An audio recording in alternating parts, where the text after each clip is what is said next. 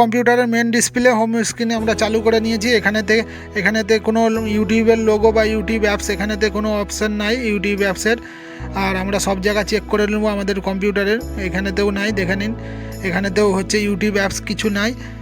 এখান থেকে আমরা বাদ দিয়ে ব্যাকে করে আমরা ক্রম ব্রাউজার, গুগল ক্রম ব্রাউজার ওপেন করব।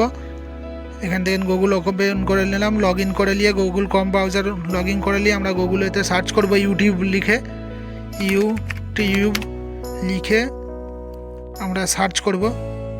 ইউটিউব লিখে এরকম পেজ আসবে। প্রথমে যে ইউটিউব বড় করে লেখা আছে এটাই ক্লিক করব।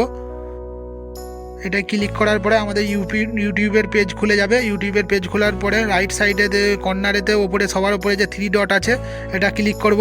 3 ডটটা ক্লিক করার পরে কিছুটা নিচের দিকে নামলিয়ে আসলে মোর টুলস বলে আসবে একটা অপশান, সেটাই ক্লিক করব।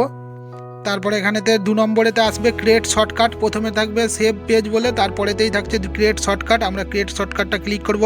ক্লিক করলে এই ধরনের একটা অপশান খুলে যাবে। আমরা এখানে দেখে নিন এখনও আসেনি ইউটিউবের কোনো সিম্বল বা কোনো লোগো আসেনি ইউটিউব অ্যাপসের। এখান থেকে এটাতে ওকে করে দিলেই, ক্রিয়েট করে দিলেই ইউটিউব লেখা আসছে অপশানটা, এটা ক্রিয়েট করে দিলেই ওখানেতে ডিসপ্লেতে বা হোম স্ক্রিনেতে চলে আসবে। দেখে নিন এখানে চলে আসছে। এখান থেকে এবারে সরাসরি আমরা ইউটিউব খুলতে পারবো অ্যাপস। এইটা কেটে দিচ্ছি মেন, যেটা দিয়ে ক্রোম ব্রাউজার দিয়ে খুলেছিলাম আমরা। এরপরে আমরা এখান থেকে খুলবো ইউটিউব যে সিম্বল আছে ওইটার উপরে ক্লিক করলাম, এখানে ইউটিউব সরাসরি খুলে যাচ্ছে, দেখে নিন।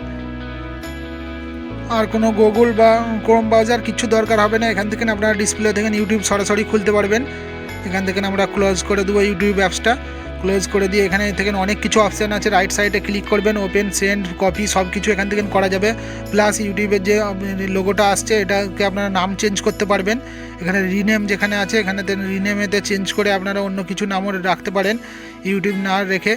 ইউটিউবেতে আমি আমার নাম দিয়ে লিখছি একটা নেম, শেখ বাপ্পা।